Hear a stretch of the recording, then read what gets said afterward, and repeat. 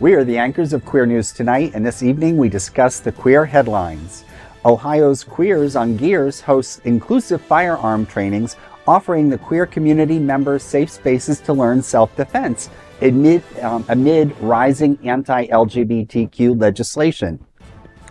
A non-binary doctor alleges discrimination, misgendering, and retaliation at a New York City hospital, spotlighting ongoing workplace biases against queer professionals.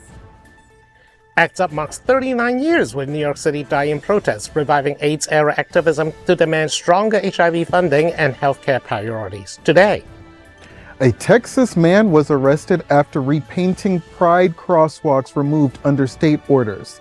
This has once again sparked concern over erasing LGBTQ visibility in the state. Louisville will pay $800,000 in legal fees after a photographer challenged its LGBTQ non-discrimination law, citing free speech concerns. All this important LGBTQ plus news and more this evening on Queer News Tonight.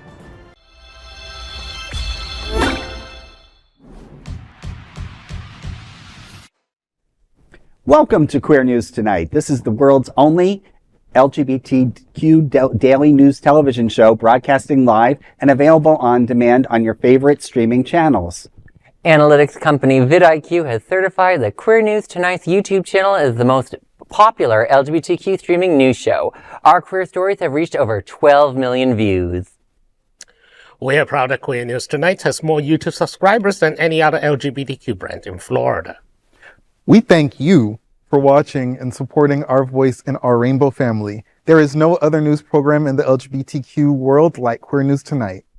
It is Thursday, March 26th.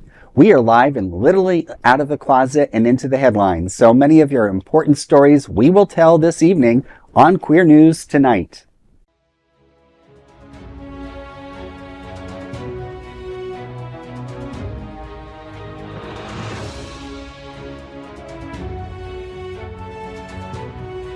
You're watching Queer News Tonight, the world's first daily LGBTQ evening news show.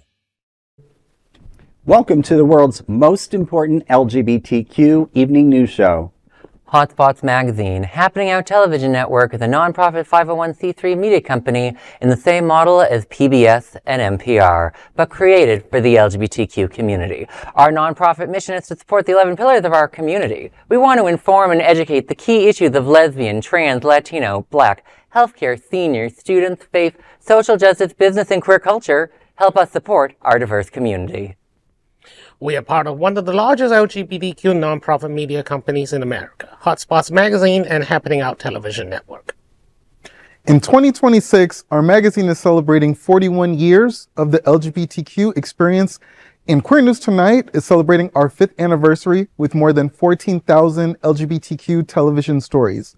We present South Florida's major LGBTQ events, including Pride Fort Lauderdale, Stonewall Pride, and Pride Fete.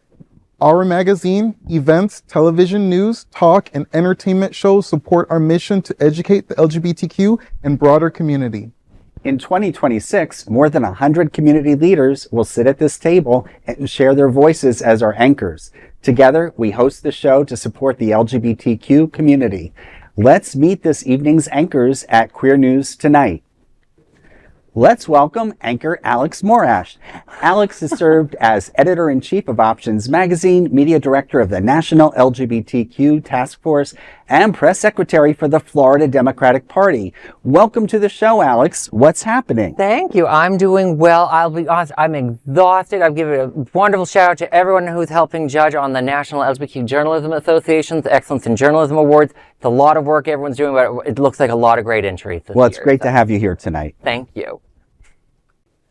Let's welcome anchor Dr. Bobby Huen. A world traveler and well-versed in global affairs, Bobby provides an international perspective on current events, a PhD in conflict resolution. Bobby is a certified civil and family mediator and the founder of BH Conflict Resolution Services.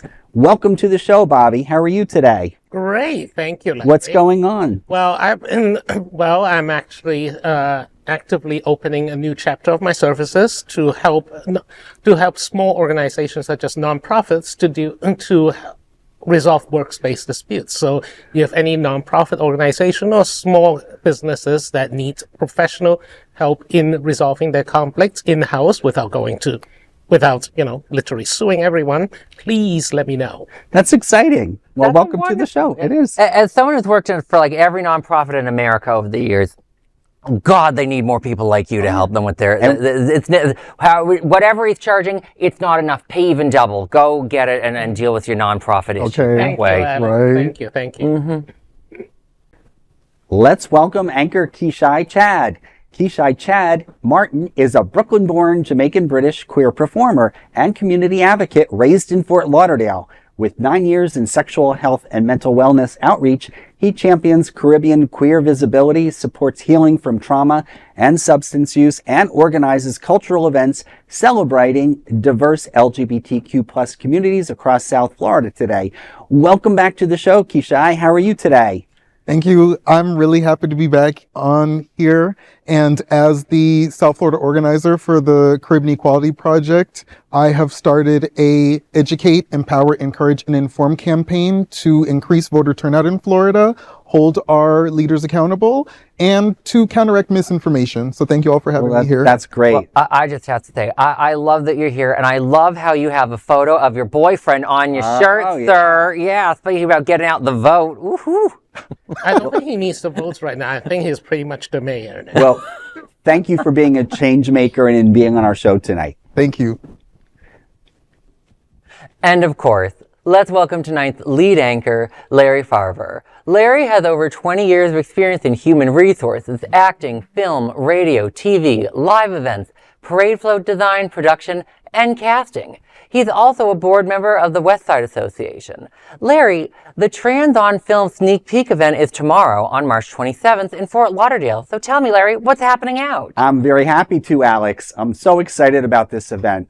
I've been working as a supporting producer with Marriott's Mary Productions, and I have the pleasure of talking about the Trans on Film Festival, which launches its journey with a special sneak peek tomorrow night, Friday, March 27th from 6:30 to 8:30 p.m. at our one and only Fort Lauderdale Stonewall National Museum, Archives, and Library.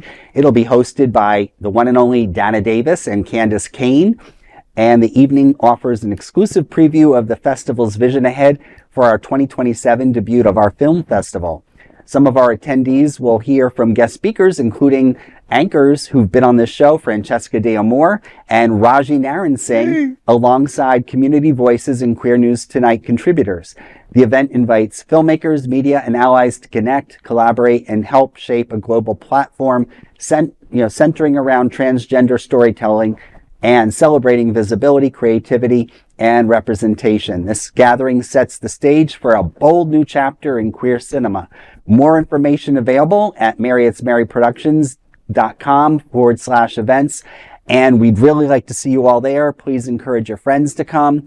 It's a great space. We're excited. I can't reveal too much because, again, it's a sneak peek. But we will hear from Dana Davis and Candace Kane. We also have some things that are very, very, I think, timely in terms of what's going on in the country, not only for the LGBT community, but specifically some of the challenges our trans brothers and sisters are facing right now. And so we encourage you to come in. It's free. We're going to have great refreshments. And some of our wonderful donations are from some of the best places on Wilton Drive. So we hope to see you all there and the community as well. So please bring a friend. That's wonderful. Raja and Dana, they have been amazing every time I've been on with them. They're so fun. They're so sweet. And besides that this is a very emotionally important issue that they're working on, just knowing that they're going to be there means it's going to be an amazing time. People just show up, people, have a good time. And also not spoken of recently is that the Stonewall Museum might be in danger because there's a current renovation and rebuilding plan for the museum building itself and to expand it, except that now with the anti-DEI, whatever that means, bill going through legislature, the cities like Wilton Manors, Fort Lauderdale, and the city of Oakland Park, which would have been prime time sponsors of that particular rebuilding and expansion project, is now in jeopardy because city governments will no longer be able to spend anything that is quote unquote DEI related, which let's face it, it is not about anything else. This is just anti-LGBT. Sure, it's getting too granular for my comfort. And I think one of the things I'm finding by being involved with such a wonderful company as Marriott's Mary Productions is that we're empowering ourselves in our community through the arts. So whether you're a singer out there in the community, you write, in this case, we produce videos of multimedia and film and short film.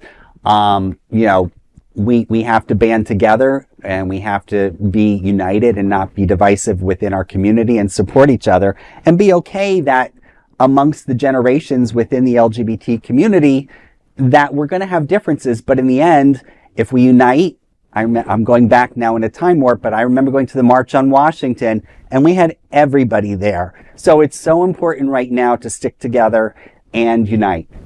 Yeah. Well, that's amazing. And, and Queer News Tonight looks forward to seeing you at the Trans on Film Sneak Peek on March 27th. There is no other queer nonprofit media platform like this in the entire worord. Support our LGBT stories by sharing them and subscribing to Queer News Tonight. I'm Larry Farver, and let's queer up the USA View. Ohio LGBTQ plus group teaches gun safety as anti-queer laws rise. In Ohio, a queer motorcycle group is responding to a wave of anti-LGBTQ plus legislation by teaching community members how to safely handle firearms. Queers on Gears, through its Cleveland chapter, has been hosting firearm training sessions on a rural property outside Elyria. Held in a barn on a family farm, the classes are led by 2 transgender instructors and are designed as safe, inclusive learning spaces. According to the Buckeye Flame, the sessions have already grown steadily over the past year, attracting many first-time participants. The organizer, Fifi, said that the participants were happy and feeling comfortable describing an environment where queer individuals could learn without fear. Fifi said the idea emerged after returning to Ohio from Oregon and witnessing a shift in the political climate. Participants cite recent state actions, including restrictions on LGBTQ plus education and policies affecting transgender students as motivation. Well, I'm excited to hear this. I know that some folks out there might not support, openness about guns, but I think if it's controlled, we need to at least be educated. I think one of the things, in my growing up, which was kind of a reversal, as I mentioned to some people before we did this story on the panel here, I grew up in a family where we didn't have guns. They weren't encouraged. My parents didn't have guns. Probably maybe the only people in my family going back generations were people who were farmers who were my ancestors. But looking now, interestingly enough, I had an opportunity coming down to South Florida, and a friend encouraged me to go to a shooting range. And while I don't personally own a firearm at this point, it was empowering for me to feel comfortable. It took away the fear. So if I'm ever in a position where, as an LGBTQ person or an ally or just defending someone, if I had to defend myself, I feel a little more comfortable. The mystery is gone. But I have to say, interestingly enough, I had an opportunity to go up to the New York metropolitan area for a wedding this summer, and in seeing my side of the family after my husband's for a wedding, my brother said, I want to take you out and just look at some things. So it was interesting. My middle brother's straight, but he supports me, and he wanted to make sure that my mother and I, along with my nephew, maybe had some options. And one of them out there now, which is interesting, is not a gun. It's actually called a Byrna. So it can basically stun someone either through using a tear gas pellet or a pellet. And while I'm not advocating for that on this show, I'm just saying that I think we need to educate ourselves. There are things that are revealing themselves day by day in the current administration that I think we just need to be aware of what our options are. I thought coming out in the late 80s that we got through a lot of things as I moved into the 90s and early 2000s, and here we are. And I think we all need to just look at our options. We're not advocating violence, but we're advocating educating ourselves and being ready if we need to, because we need to protect our communities. Well, this is one of the things that we also have to think about. Because, on the one hand, hearing this story, it's like, the good guy with a gun is a myth, to be honest, in a one-on-one situation. Mm-hmm. But America's not dealing with that right now. We're dealing with not just our government being violent, there are active right-wing militias that have been harassing people. There's been multiple news reports, and I've been saying for 2 years now, it's time for both leftists and for LGBTQ people and marginalized groups to not just have arms, but to form well-regulated, well-trained militias for self-defense forces. They shouldn't be starting violence, but they should be ending it. And that's the thing. I mean, with the Supreme Court eroding gun control laws decade after decade, us not training and getting used to using these things, as distasteful as we might find personally, it's equivalent of tying one's hand behind one's back when the right-wing militia is coming for you. You're being polite. I think it's putting ourselves up to the slaughter. When they parade with their weapons down Wilton Drive in their pickup trucks and their flags, which is going to be suspiciously like Taliban, except there will be a cross on it. We have to protect ourselves. And remember, Florida especially, and in many other places, castle doctrine, as in stand your ground, is a thing. You are not you are not liable if they are aggressive towards you.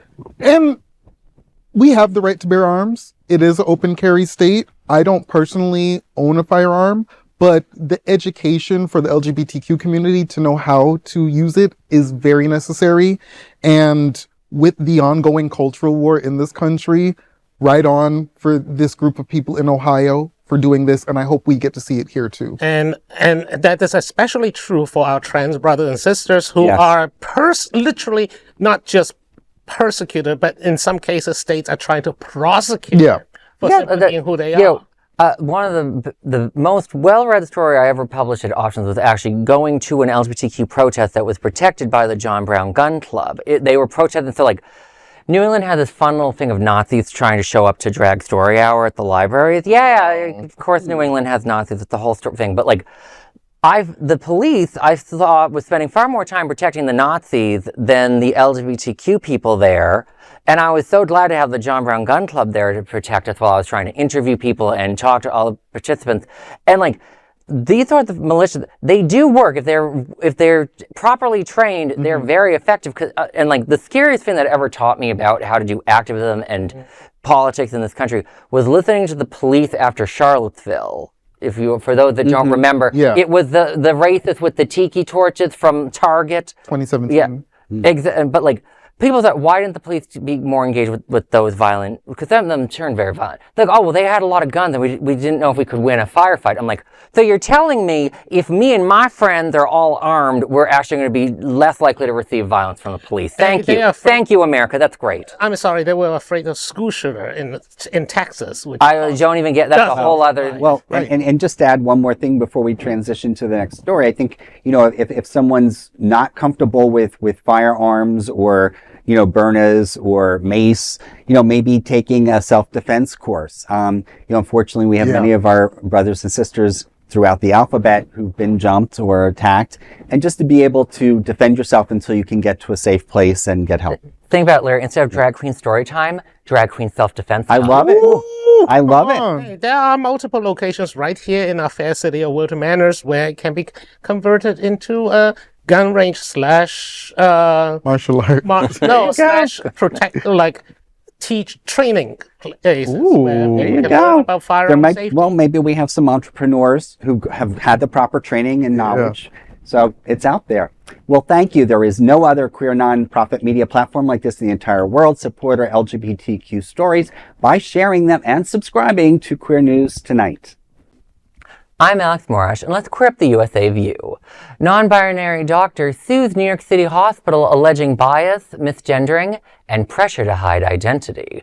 A non-binary doctor has filed a federal lawsuit against New York City Health Plus hospitals, alleging workplace discrimination and pressure to hide their identity.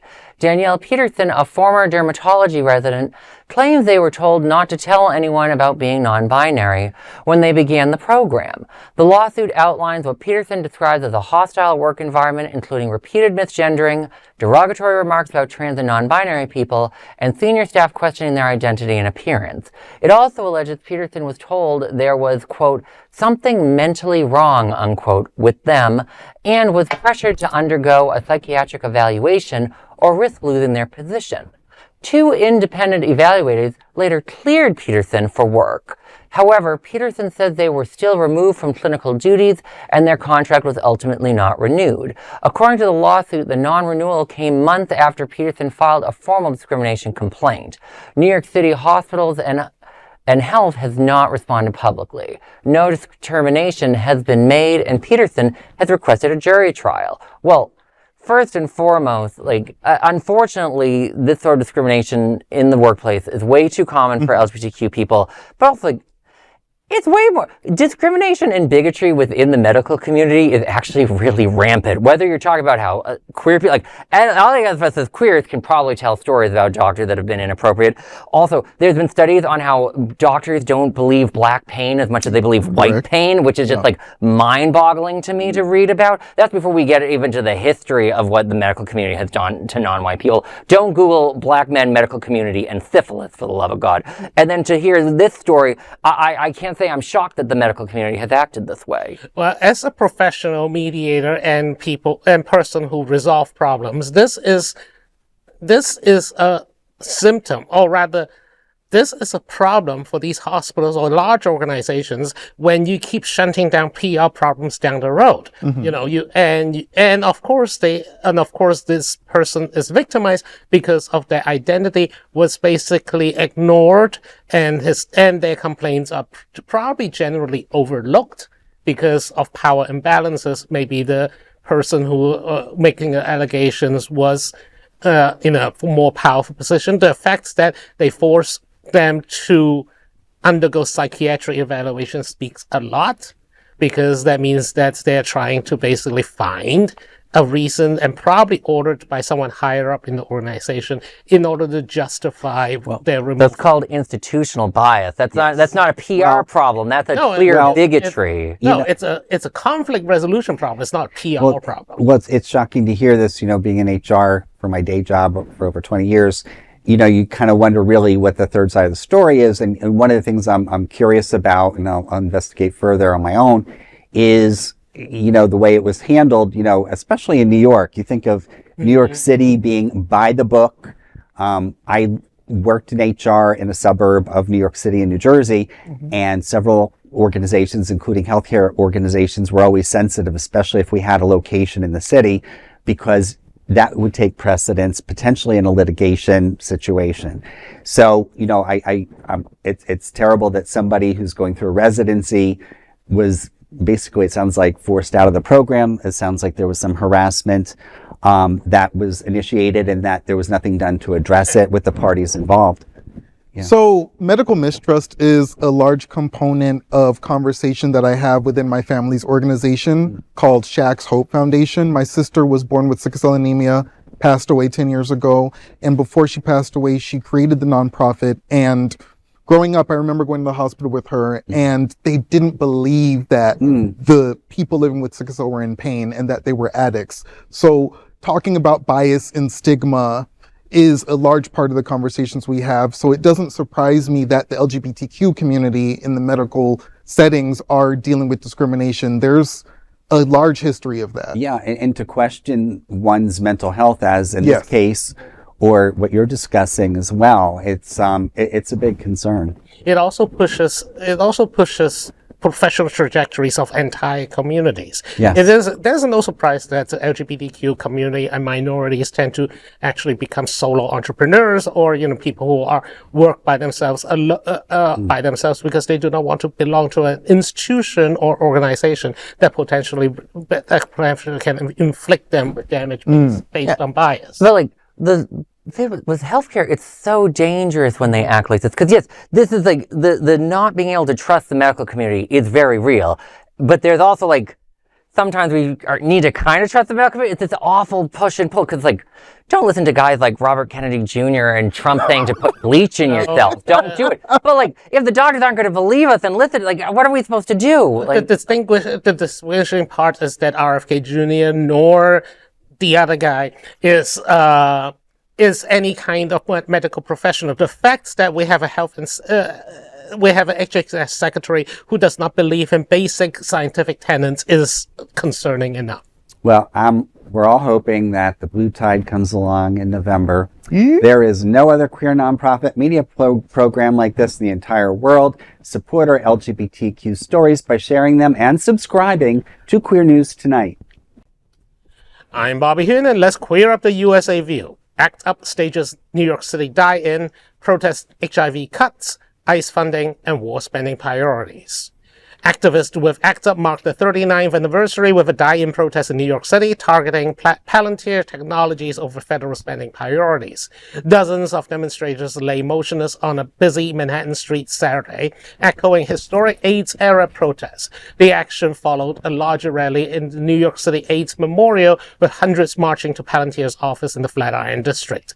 Organizers criticized government spending on immigration and customs enforcement and the U.S. war against Iran, while HIV care funding faces cuts. Eric Sawyer, the founder of ACT UP New York, who helped organize the protest, said, quote, "The Trump administration is spending more money on war than they are on healthcare. They are spending more money on ICE than they are on AIDS care. We think those priorities are way out of line with American priorities," end quote.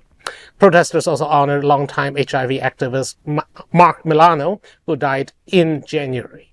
Speakers emphasized the continued need for in-person activism, even as HIV treatment has improved. Organizers said the protest is part of an ongoing effort to influence voters ahead of upcoming elections and push for policy supporting healthcare and social programs. Well, two things. One, Palantir obviously is very questionable they are essentially just a giant data depository and analytics company that wants to survey every American down to the minute habits. They want to know when you're taking a sip of water at minute.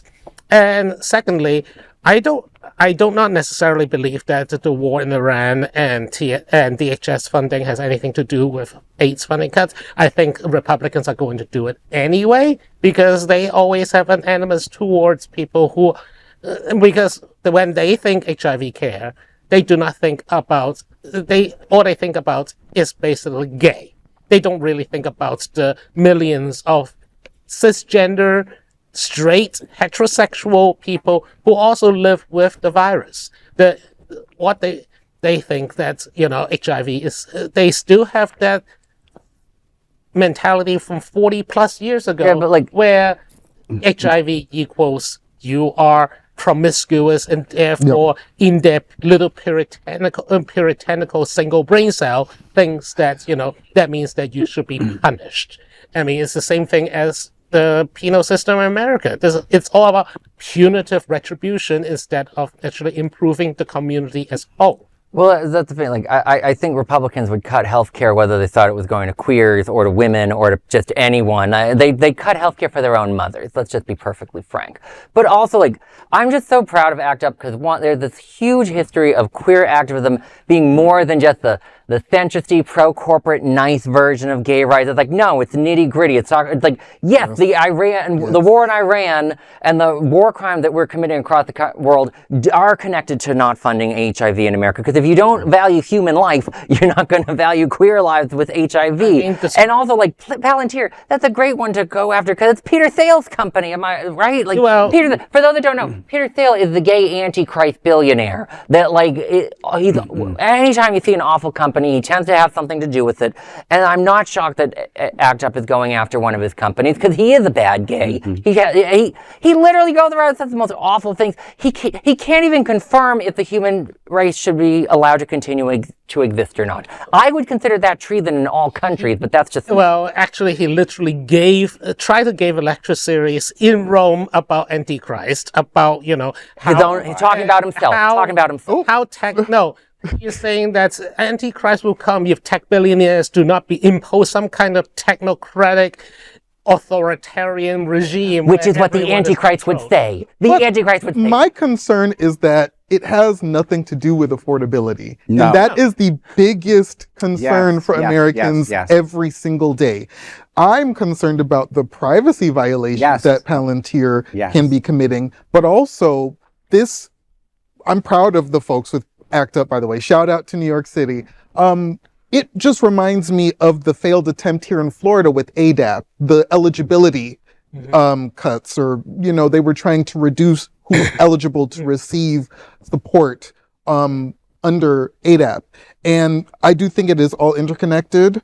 And we do have to be aware of what these CEOs are doing, and we have to question it. Just because they put bright and shiny new toys in front of us doesn't mean that we should play along. We should question it.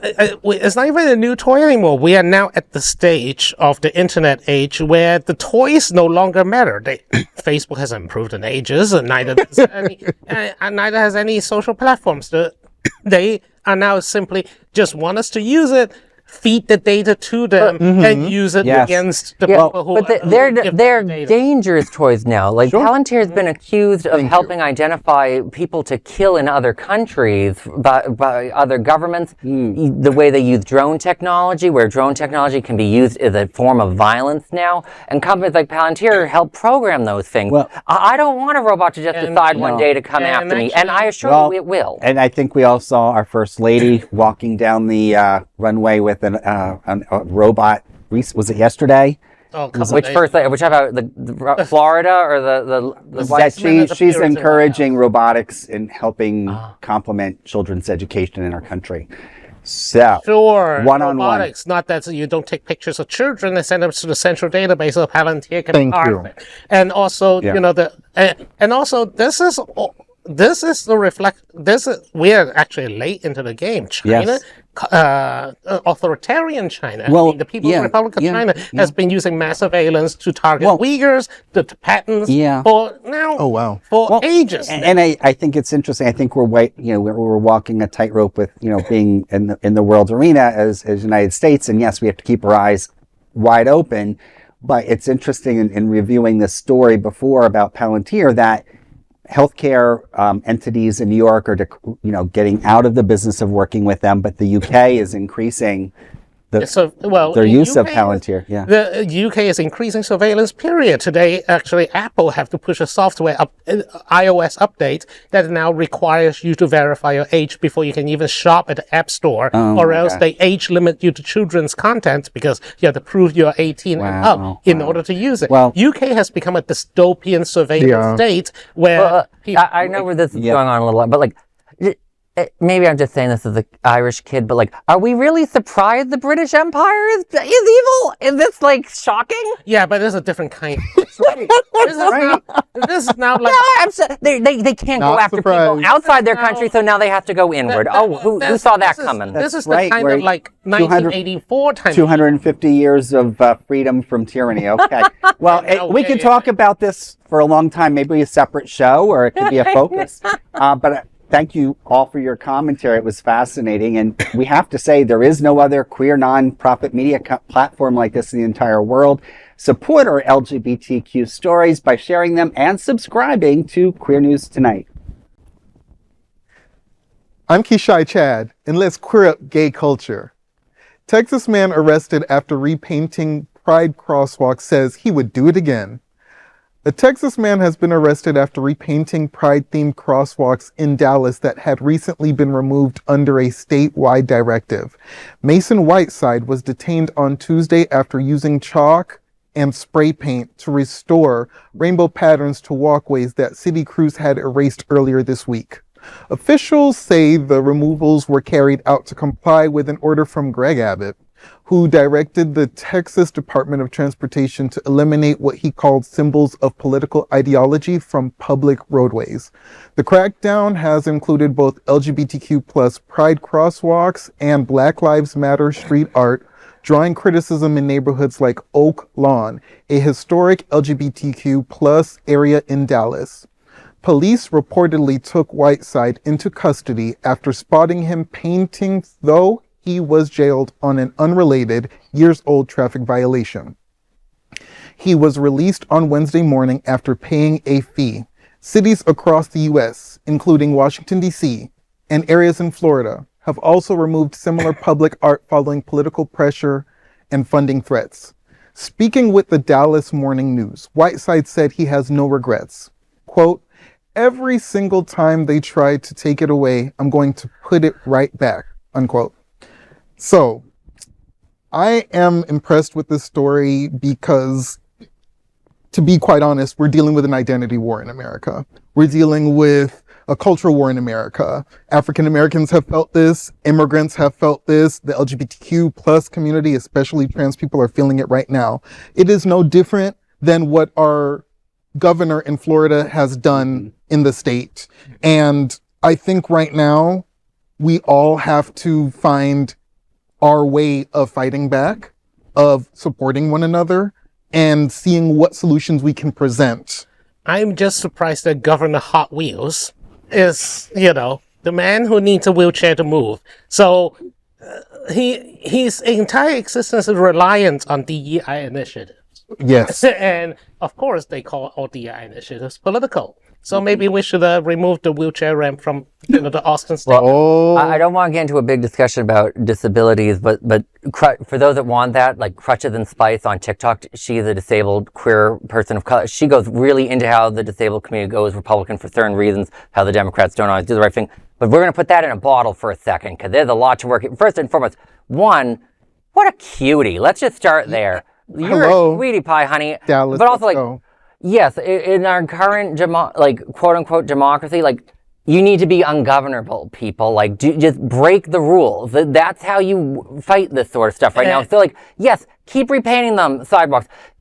Do random acts that, yes, decorate the whole country, just paint the world, have fun with it. That's how we had the revolution and became an independent nation. Mm-hmm. Exactly, yes. So, see, I'm even getting the sweet guys to get their arms together and go down to Bunker Hill. There's also passive-aggressive ways to fight back. For example, when we never had rainbow crosswalk in Wilton Manors because the state owns the road, so we were not allowed to paint it.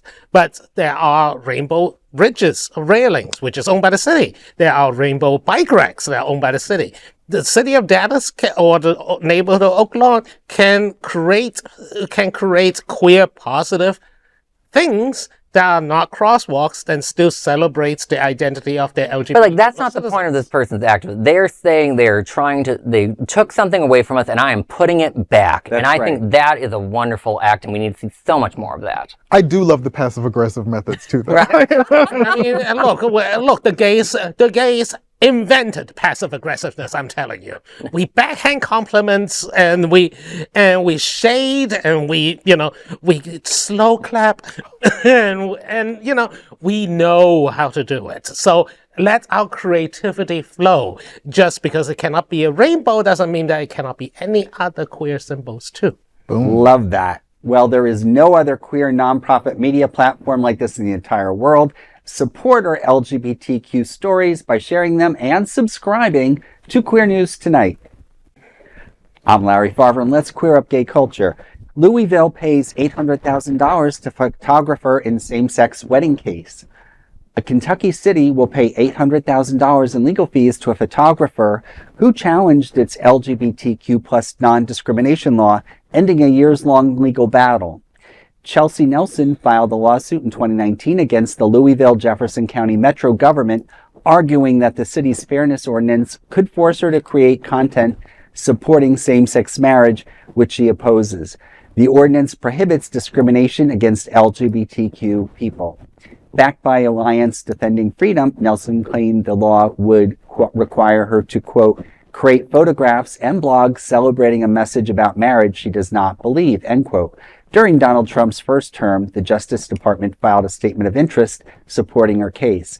In September, U.S. District Judge Benjamin Beaton awarded Nelson $1 in damages, ruling the ordinance unlawfully restricted her ability to publicly state she could not photograph same-sex weddings. Now Louisville has agreed to pay her legal fees, bringing the case to a close. City officials say the settlement ends litigation while leaving the fairness ordinance in place.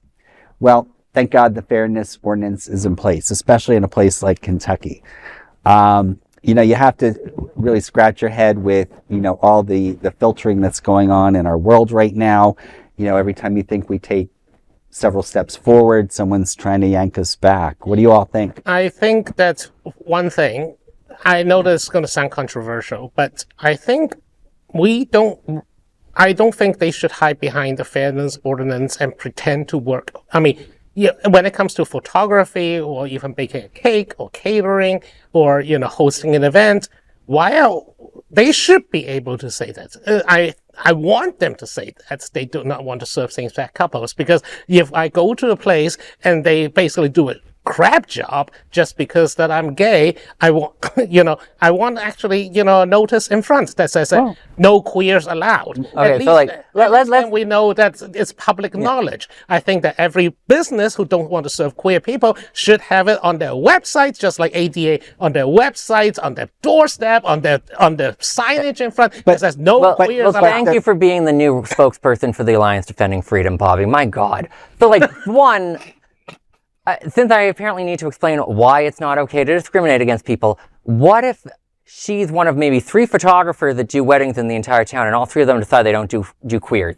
That's why you have non-discrimination laws like this, Bobby, because it's to make sure that there's equal access for us as the public to use services. Equal access is not equal quality of work. Yeah, well, in this time with access to, ordering anything and getting it within a day from Amazon, I think the possibilities are endless. But, I've said on the show before, and many people have said this too, we as an LGBT community or anyone who's part of a minority, we need to, really show where our spending is and let these people know we mean business and not to F around with us. Well, we have to also remember the LGBT community doesn't have quite as much wealth as we think. Whenever you hear the queer wealth, you'll see this number of a certain number of billions. Go look up how much Peter Thiel is worth, and it tends to be the same number. It's like millennials and Mark Zuckerberg. Whatever we as the generation are, it's just the wealth of Mark Zuckerberg. But the other point is, yes, it technically they upheld the ordinance for now. But if Alliance Defending Freedom is involved, which is a hate group for those that don't know, that constantly go after queer people, they're the reason Roe v. Wade was overturned. For those that don't understand, women have died because of them.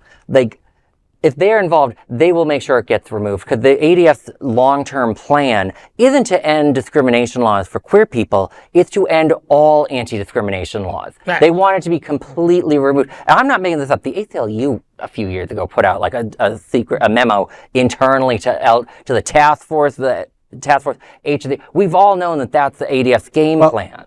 This is not just remove anti-discrimination law. This is actively encouraging discrimination. They're not just trying to say that you remove the clauses that you can no longer discriminate against racial minorities, queers, or whatever. No, they want people to come out and say, and the difference, and the thing that I want to make a distinguish point is with me saying that's because these are service business, the wedding venue, the photographer. I'm not saying that all of them can hang out a shingle and say no queers allowed. Obviously, banks or doctors or lawyers, they should be providing neutral service. But these are so you want to just pick and choose what services you think we can and can't discriminate against. Some services are more personal than than. I wish we had more time, but before we do that, Kishi, did you have anything you wanted to add? I agree with both of their points. Sure. The only issue I'm having is there's a situation where I would say if there are no LGBTQ photographers in Louisville, we need some now. But I don't want us to always have to step up and create in reaction to a issue. I think that's very reactive. I would love to see some legislation that's proactive and protects all LGBTQ people in the state of Kentucky. Well, good point. And again, I wish we had more time for this, but there is no other queer nonprofit media platform like this in the entire world. Support our LGBTQ stories by sharing them and subscribing to Queer News Tonight. LGBTQ 1 Minute News. Let's queer up gay culture. Hotspots highlights GayDays 2026 as it goes all in with full hotel takeover. Our Hotspots Happening Out LGBTQ lifestyle magazine Hotspots is back with a feature on GayDays 2026. Officially set for June 4th through the 8th with a bold new format, organizers confirmed a full hotel buyout, creating a private immersive space for attendees. Programming includes pool parties, nightlife, pageants, and the Red Room. Red Shirt Day at Walt Disney World will continue. This feature story and many are included in your free copy of the issue of Hotspots magazine on stands today. Well, I'm so glad to hear that GayDays is continuing, with everything going on to try to pull us back and not let us get out there and celebrate who we are. They were in danger for a second. Yes. Well, having gone to GayDays many, many years ago in a former life, I've been trying to get my husband for many years to go to the current one. So I'm really happy that it's going in a positive direction. It sounds nice. I think the most important thing with that Hotspots story was just, I don't know how much protein that man must eat to be the shirtless muscle man on that cover, but good for him, girl. Like, good for you. Must cost a fortune to eat that much protein. Also, the whole hotel being taken over is a very good idea. I mean, I remember being at GayDays. Coincidentally, my husband and I were at Disney World. We didn't know it was GayDays, but it was also GayDays, Tidal Wave, One Magical Weekend. Yes. Apparently, they're all rolled into one, and they always have one. They always have multiple hotels. Yes. So this is one of those opportunities where you can actually attend multiple festivals at the same time. And in the same city, and they are literally right across the street from each other. At the time, and I think she had a wider fan base, but I got to see Suzanne Westenhofer, who I'm acquainted with, and she was doing a gig at the hotel, so it was just wonderful. All the things right there. I remember it fondly, and I just want to say also, please use protection. Well, I am a Gemini. My birthday is actually June 4th. Oh. I have yet to go to GayDays, but I am manifesting, and actually, I'm going to put this out there. Maybe you all can support me. Perhaps Kishi celebrates his 38th birthday at GayDays with the model on the cover. Oh, There you go. There you go. So that means 5 to 6 years from now. Oh, I'm saying he's younger girl. Manifesting for you. Well, and the great thing about going to GayDays is you don't necessarily have to take the drive. You can certainly take the Bright Line up there. Ooh. Reminder that Bright Line stops at Orlando International Airport, so you do need transportation. Yeah, once you get there. Hey, They are planning a Disney stop. I don't think they actually made it. Created it yet. Well, it's great to hear that Hotspots story. Well, that is an LGBTQ 1-minute news story. There's no other queer nonprofit media platform like this in the entire world. Support our LGBTQ stories by sharing them and subscribing to Queer News Tonight. LGBTQ 1-minute news. Let's queer up the USA view. Idaho bill targets pride flags with $2,000 daily fines, raising concerns over LGBTQ expression. Republican lawmakers in Idaho are advancing a bill that could fine cities thousands of dollars per day for flying LGBTQ pride flags. The state Senate passed House Bill 561, allowing fines of $2,000 per day per flag for displays not permitted under the state law. Cities like Boise could be directly affected. Each day would count as a separate violation enforced by the state attorney general. The bill targets the pride flag, which Boise previously designated as an official city flag, to comply with the 2025 restriction.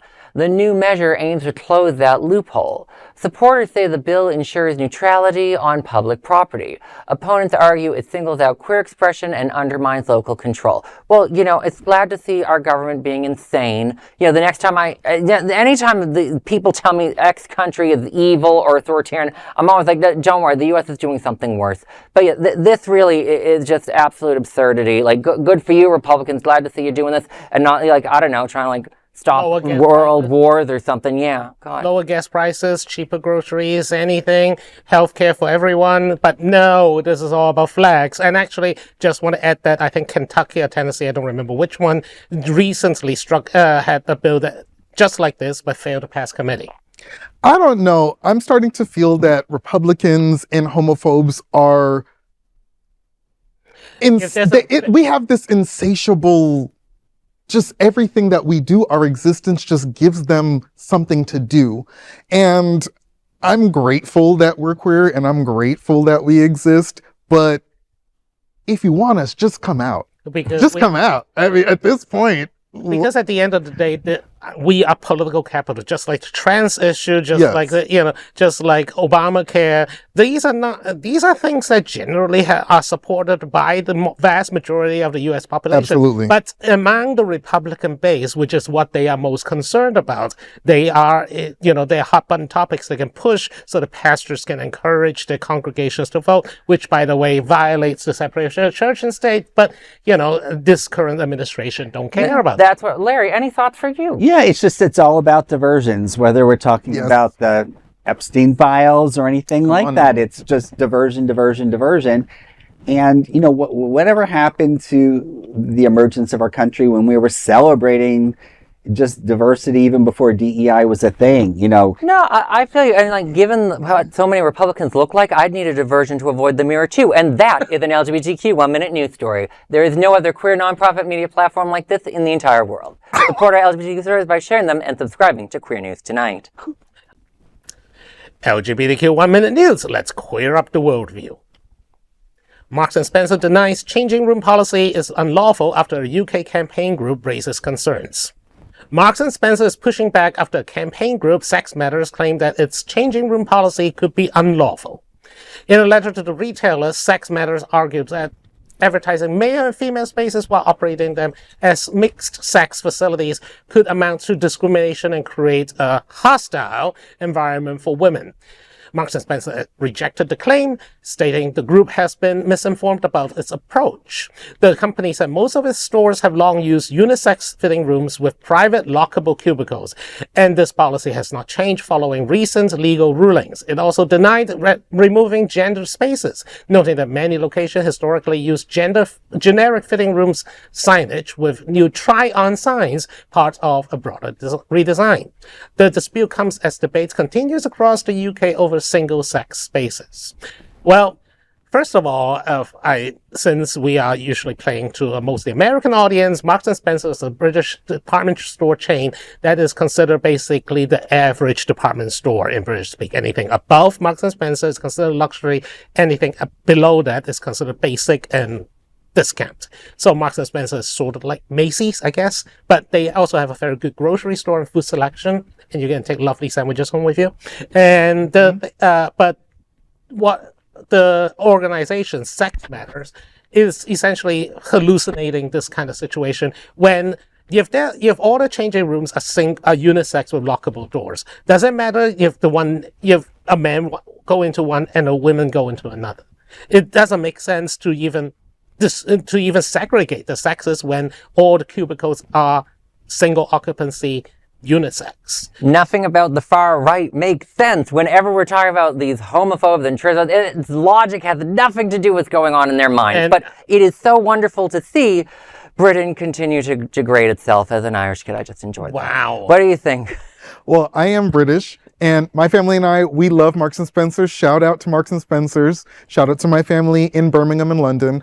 But I do feel like there's the special interest group that continue to look for issues to create that will also lend to more discrimination towards our community. In several communities, it's a pylon. And I think that this is not just something that is uniquely American. We see this happening all over the world. Sure. And that's part of it is the globalization of right-wing rhetoric. This is trumpeted.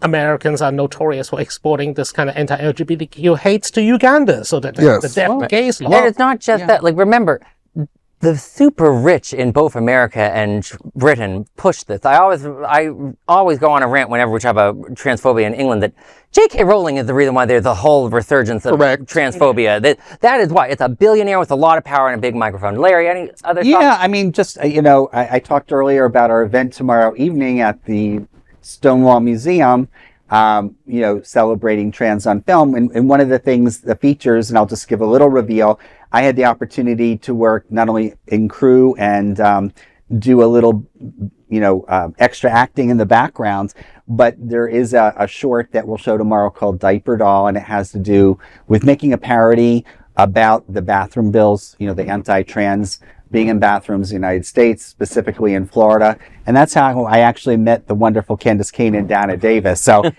I have to say, you know what? There are locks on bathrooms. If you feel uncomfortable going into a multi-use bathroom, seek out the single bathroom if that's your thing.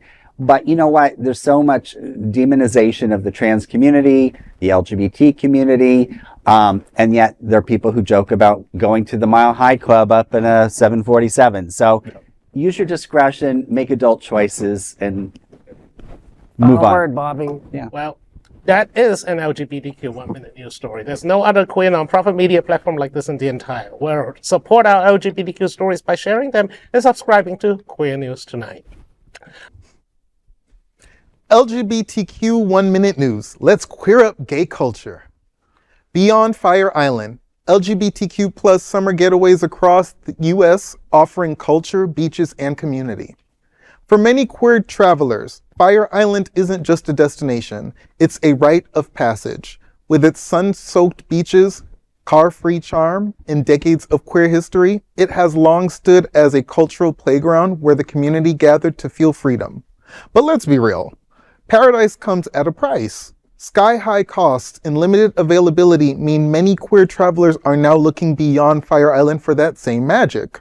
From the artsy charm of Saugatuck to Wilton Manors, which will soon host Stonewall Pride Parade and Festival in June, the soulful beats of Narlands, the desert glam of Palm Springs, and the coastal cool of San Diego. Queer joy is everywhere. Hidden gems like Asbury Park, Rehoboth Beach, Ogunquit, and New Hope are also rising inclusive escapes. This summer, gays have many options to beat the heat. As a individual born in New York, and a very happily queer person, I had the pleasure of visiting Fire Island for the first time 5 years ago, and I enjoyed it. In New York, we don't swim in the water, but it was still nice to get over there to experience it and feel included, feel free, naked, and seeing all of the hot individuals. But I'm absolutely open to exploring other parts of the country.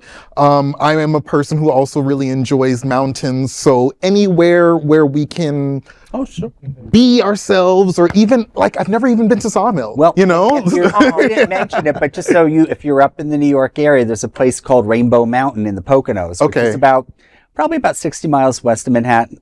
And nice, very casual LGBT community in the mountains. There's pools, very affordable. Okay. No, I will say, like, this story, no offense to the producers who wrote it, they do very hard work, but, like, when I was saying, like, where to go in the summer, I'm like, I live in Wilton Manors, love Wilton Manors. That's not a summer destination. It's so humid. Palm Springs in the summer, you're gonna, like, it's a desert. Like, oh my God. But, like, but I will say all the other locations are great. And, like, as someone who used to work in P-Town, like, I love doing summers up in P-Town. That's so fun. Like, I can't do Fire Island because, like, Fire Island's too quiet. Like, I'm used to P-Town where, like, they had, like, 20 celebrities that to the Ice Palace? No, I have no idea. Like, it just looks very sweet and tame compared to P-Town. Now I'm going to get canceled by the cast. Don't worry. The thing is, though, but I also want to point out that some of the destinations listed there are not in particularly liberal states. And I know that there are a lot of people who are weary of traveling to states like Florida or Texas or Tennessee or wherever places are where the state itself is not necessarily welcome to queer people. However, take the example of our home here in Fort Lauderdale in Wilton Manors. This is a blue dot of a very large red state. So please do not penalize us or avoid us just because of the statewide politics. There are always blue dots in red states where they deserve your queer money and your queer tourism. Well, and to support our Florida tourism, especially in Wilton Manors, Greater Fort Lauderdale, Miami, I think, if you do come down in the summertime, you may get better rates than during the high season. And, I know a lot of business owners personally who would welcome your business. And we're not too far from the Atlantic Ocean. So, take a dip. Take a little ride down there and enjoy and splash around. And why not? And you said that we're a blue dot in a red state. Well, hopefully after November, we're a blue dot in a purple state. I like that. People notice that I never refer to Florida as a red state because as someone who's worked in the state, like, it's not a red state. It is a red state just by gerrymandering alone. It's blush. It's rouge. I'll take purple. Purple's the color of royalty. Bam. Just like our community. And that is our LGBTQ 1-minute news story. There is no other queer nonprofit media platform like this in the entire world. Support our LGBTQ stories by sharing them and subscribing to Queer News Tonight. LGBTQ 1-minute news. Let's queer up lesbian and queer culture. Jessica Gunning says coming out at 36 ended years of celibacy and changed her life story. Jessica Gunning, known for her Emmy-winning role in Baby Reindeer, is opening up about her personal journey with sexuality. Now 40, Gunning shared that she remained celibate until the age of 36, when she realized she was gay in November of 2022. Prior to that, she said she felt fulfilled through her work and friendships without feeling a need for romantic or sexual relationships. She publicly came out in June of 2024. Well, I'm glad that she took her time to sort of identify who she is. And I think that's the one thing in our community we need to be supportive of, that whether, you know, you're part of the LGBT community or identify as straight or whatever your identification is, you know, the pressure sometimes on younger people to come out. You know, I remember knowing I was always different, and then it took a while, and some people, have different timetables. And that's, Larry, that's such a beautiful story. Yeah. Bobby, don't ruin it. No, what I was going to say is that to respect time to come out is different for everyone, and celebrities in particular have a hard time whether to declare the straightness or gayness. Mm-hmm. I mean, right now there's a lot of gossip about, for example, that certain Canadian hockey show, yes, and whether the main characters on that show are straight in real life, or for that matter, that young kid from the Heartstopper series. They practically dragged him out of the closet, and he wasn't happy about it, despite the fact that he's bi. He confirmed that he's bi eventually. But the idea that you drag someone out of the closet just because you're famous is a bit problematic these days. I think it's important to discover yourself. Yes. Play with yourself. Yes. Have fun with yourself. You don't always have to, sexuality is fluid. I don't think it's a destination. I do think it's a journey. Yeah. And it's not all about sex itself. Many of us need mental stimulation. Many of us need emotional connection. Sure. And asexuals exist. So I'm happy to hear these kinds of stories, and I hope that we have more understanding of the spectrum of sexuality. Well, and life shouldn't be a race. I mean, I know we call it the rat race. I mean, life should be about identifying who you are and taking your time to do so. And there's not one simple recipe to do so. Exactly. The only people that treat sex as a race are 18-year-old boys. I mean, respect for for being celibate until 36. Seriously. Don't ruin it, Bobby. I'm trying not to, but, much respect for basically holding her boundaries until then, until she realized. Well, I'm sure, that could be another topic for a show, and we welcome that in the future. Well, that is an LGBTQ 1-minute news story. There is no other queer nonprofit media platform like this in the entire world. Support our LGBTQ stories by sharing them and subscribing to Queer News Tonight. These are today's headlines from Queer News Tonight. Our anchors represent the best of our LGBTQ family. If our community is important to you, share this news with your friends and family. Don't forget to join the conversation on your favorite streaming platform. Queer News Tonight is the only live LGBTQ digital television show in the world that is out of the closet and into the headlines. We need your support. If our community is to grow and then thrive, we must tell our stories and bring them to the attention of the broader world. This is the only place in the world that tells these type of LGBTQ stories in motion and sound. That is the passion of Hotspots magazine, Happening Out Television, and Queer News Tonight. I'm your anchor, Larry Farver, and I thank you for joining us on behalf of my fellow LGBTQ anchors here at Queer News Tonight. Alex Morash, Dr. Bobby Huen, and Kishi Chad. We'll see you daily at 8 p.m. To our LGBTQ plus world, we wish you a good night. Good night.